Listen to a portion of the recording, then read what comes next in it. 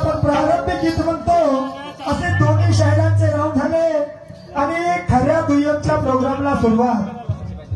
माय बापो, तुमच्या चरणावरती माझं डोकं ठेवतो, तुमच्या चरणाची धूळ मी माझ्या मस्तकी लावतो.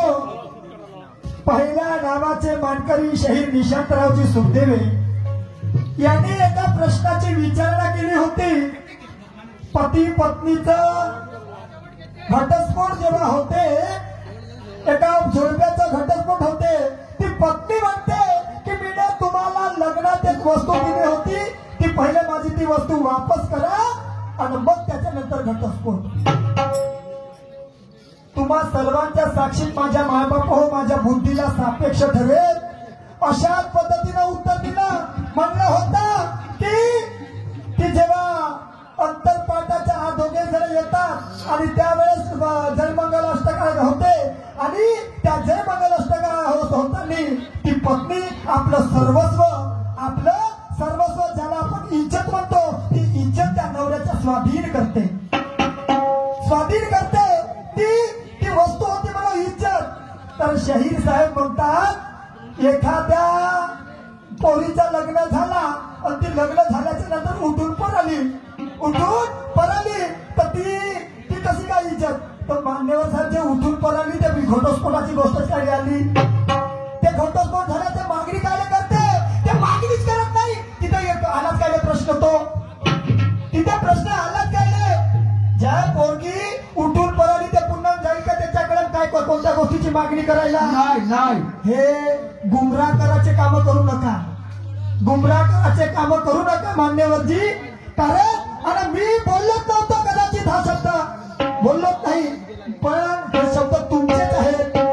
आजचे पैसे तुम्हाला लखलाब लागले, असा झाला तसा झाला, तुम्हीच बोलता शब्द. आणि म्हणून मला असं वाटते की आपण अंधारा ठेवासाठी आलो का माझ्या मायबाप हो, अंधारा ठेवासाठी आलो का.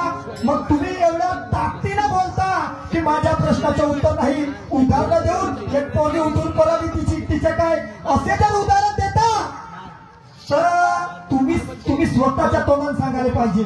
मी म्हणणार नाही तुम्ही उत्तर द्या म्हणून, पण तुमच्या बुद्धीला पटत नाही ना.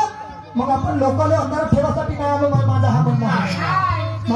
हा म्हणणं आहे. म्हणजे सुखदेव साहेब, तुमच्याजवळ मी सांगितलेलं उत्तर हे ऍक्युरेट आहे. मी तरी म्हणेन की मी सांगितलेलं उत्तर हे तंतोतंत आहे. आणि तुम्ही उत्तर देता काय. मी प्रश्न विचारलं की अनार्य आहे त्याला आर्यामध्ये प्रवेश करायचा असेल तर काही विधी आहे, एक विधी आहे.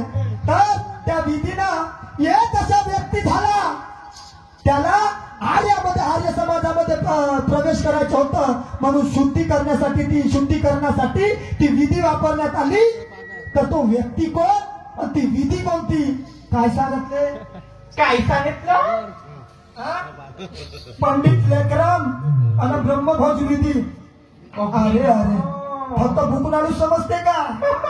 जेथे गेला तेथे भुकलाळाच. हा आहे का, तो आहे का, फक्त पोटापुरत्याच गोष्टी का. इकडे काय चालवाल.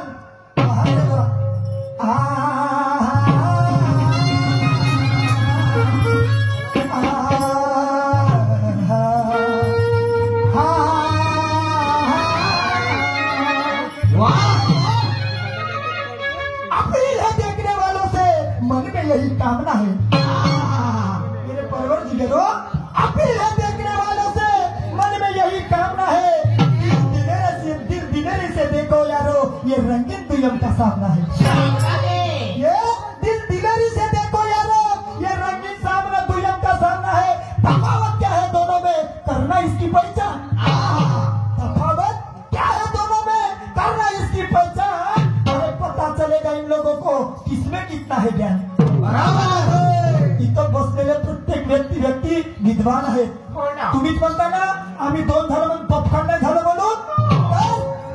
म्हणायचं पता चलेगा इन लोगों को किसमें कितना है ज्ञान. तब होगा मालूम कौन है ऊपर और कौन है खाली.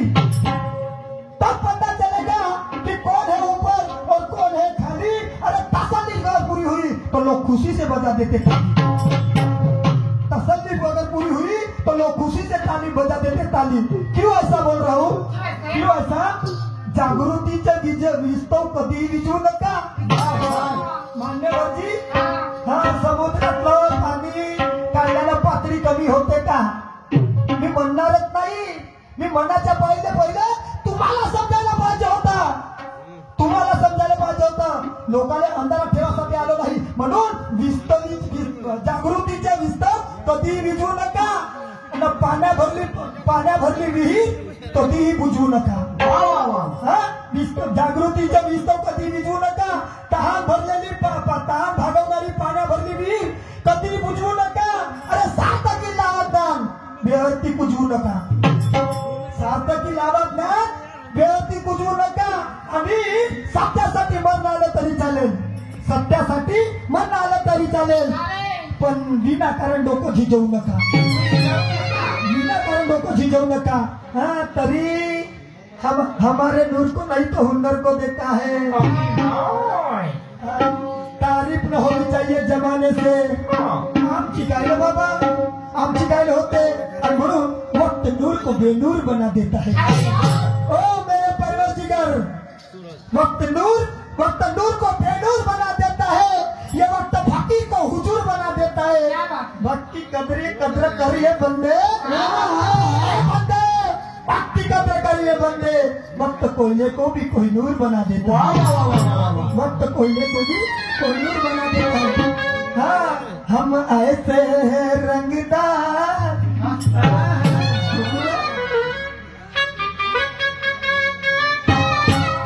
रंग ला कर रही